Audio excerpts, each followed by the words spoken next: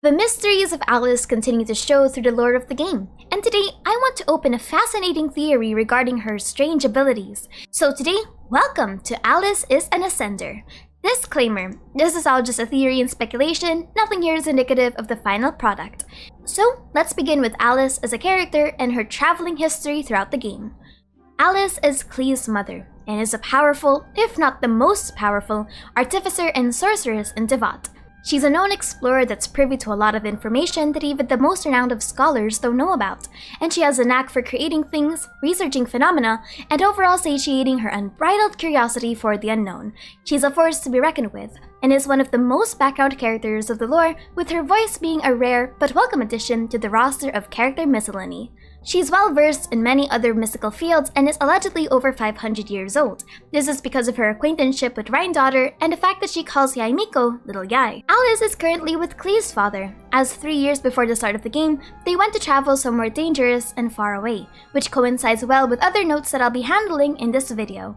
And the first one is Alice's capacity for interstellar travel. While she's a renowned adventurer who has been through the entirety of Teyvat, what makes Alice very unique is her knowledge of multiple worlds. She has been seen constantly writing letters to close friends of Mondstadt about her adventures in other places.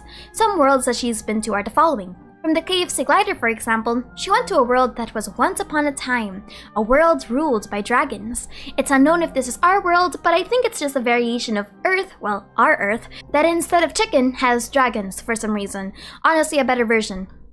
Once upon a time, that world was ruled by dragons, but not the one you hear about in stories. These were more akin to a cross between lizards and chickens. It might be hard for you to imagine it, Klee, but that was exactly what the world was like. Fish dragons living in the oceans, and bird dragons soared through the skies on wings that were super huge. They were powerful creatures, and so they looked down on all the other animals. In that world, they were rulers of all life. Later on, humans appeared in that world. Dragon drumsticks and dragon wings were smeared with flour and were subjected to the flames of the furnaces that the humans made. They were made into food for everyone. They say that the dragon meat tasted delicious, causes the people to lick their fingers after eating. Another one, though, is from the Golden Apple Archipelago series, where there are tales of a wanderer's island named after golden apples. Known by many names, it embodies the majestic vistas conjured by human fantasy. She's also in charge of the character miscellany of characters that aren't normally in the Irminsul, such as Aloy in Wander post-Irminsul removal, where she spoke instead of Dainsleif, who would have forgotten about him, which only tests the question of is she or is she not affected by the Irminsul, or is she affected but has a method of remembering things that are erased, like through mnemonics or mimetics. To add to her mysterious capabilities, Alice's role also strangely involves the preservation of the borders of Teyvat. In The Wings of Feasting, she says that Teyvat's borders have grown fragile these 2 past years. Looks like Mommy's going to have to get busy. What the borders are can mean several things. For example, Teyvat's borders with underground domains like the Chasm or Conria could still be considered as borders, but on the other hand, the fake sky and the firmament that surrounds Teyvat is a stronger connection to what Alice could be talking about. After all, according to the book Before Sun and Moon, the microcosm of Genshin's world is allegedly separated from everything else. So with Alice's expedition with her husband 3 years ago prior to the start of Genshin's game, this could be in line with her maintenance of the borders.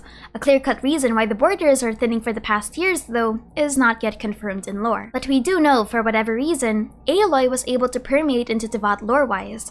But we should be careful because Aloy is already a difficult character to pinpoint in lore, so the accuracy of that should be taken with a grain of salt. But with all of those in mind and about Alice's past, let's talk about the theory itself and the implications of Alice being an Ascender. Let's begin with what is an Ascender.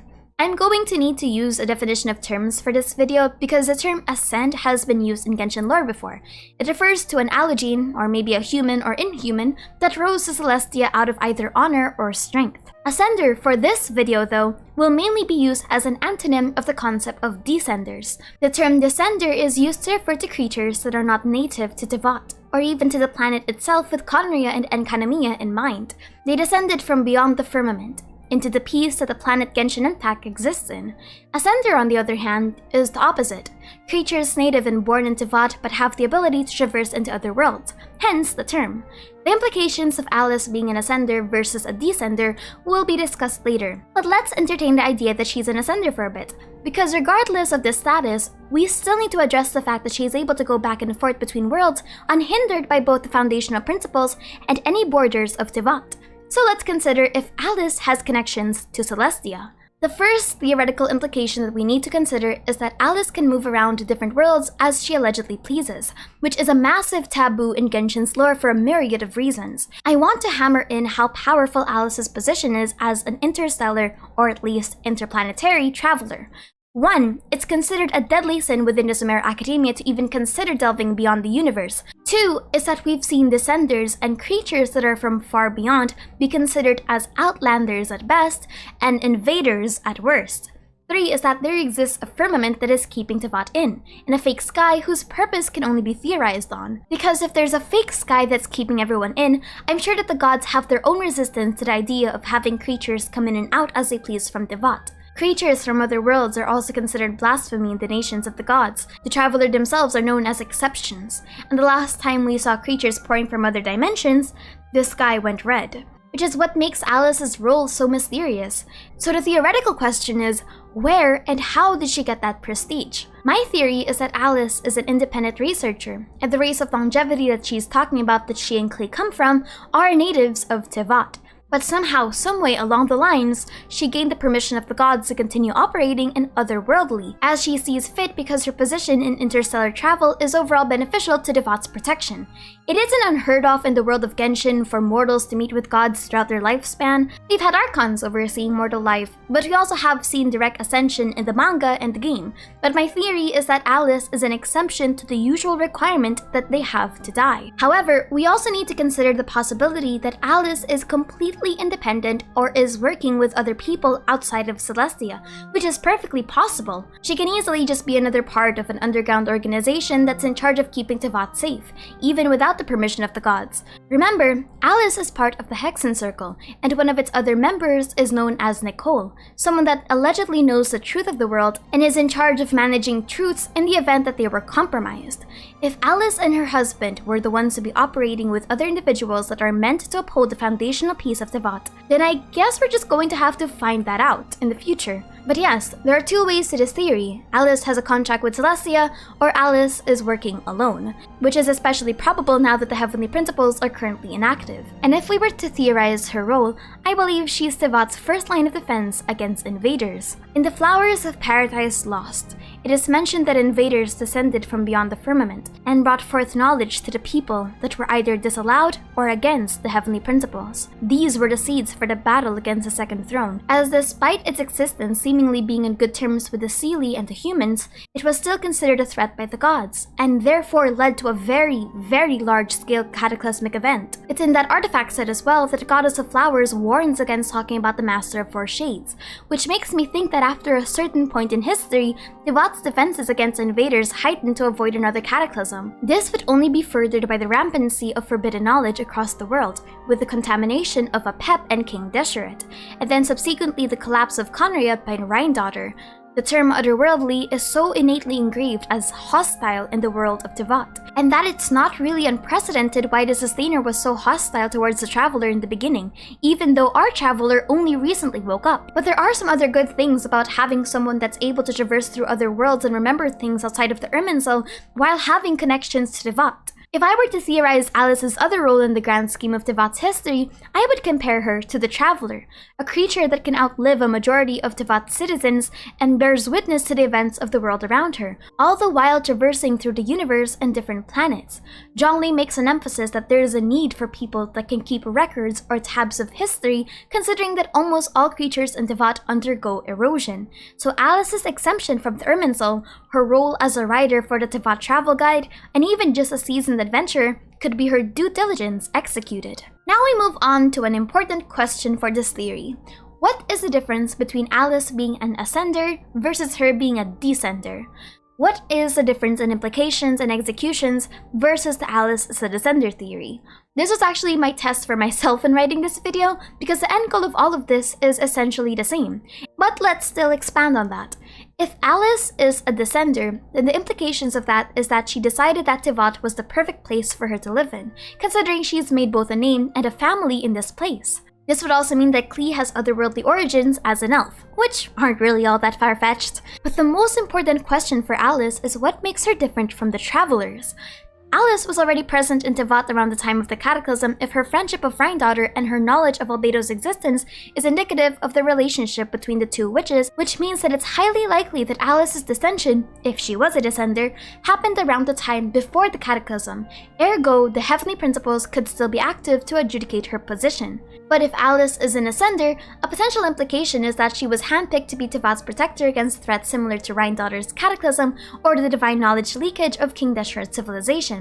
It would be pretty cool if Alice's ascension and world-hopping tendencies happened before the absence of the Heavenly Principles. The reason I also like the ascender theory instead of the other way around is that it creates an air of sentiment between Alice's birth world and her dedication to protect it from others by embarking on important journeys across space. I also want to discuss that if Alice was a descender instead of the other way around, this would actually provide inconsistencies in how the world treats invaders.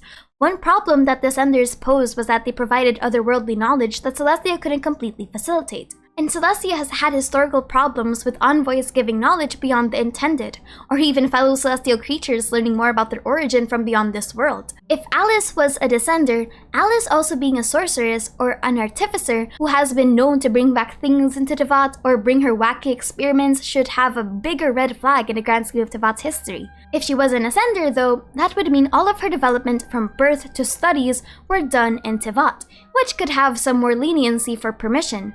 That is, if she ever needs permission in the first place. Alice could easily just be the outlier for everything, and we don't really have enough information to truly justify if she needs permission from the gods to go to other worlds in the first place. After all, Daughter didn't need permission to open portals, or Albedo didn't need permission to operate with information that's from beyond this world. Alice, being an ascender though, would mean that the theory of the Fatui that there were only 4 descenders is thwarted. Alice's potential as a descender means that she would have the 3rd place of the 4 alleged descenders in the world of Teyvat. But if I were to theorize that she was the other way around, then that means we don't know who the 3rd person is, which only gives us more questions than it does answers. But there are limits to this theory. This theory is by no means perfect because there are a lot of glaring holes. This theory stands on the idea that Alice is a handpicked of Celestia that has express access to other worlds, or at least is an active agent that's operating even though the Heavenly Principles are long gone. That's a lot of assumption, and the fact that I can't really provide a stronger evidence of Alice's ascension is a limitation in and of itself.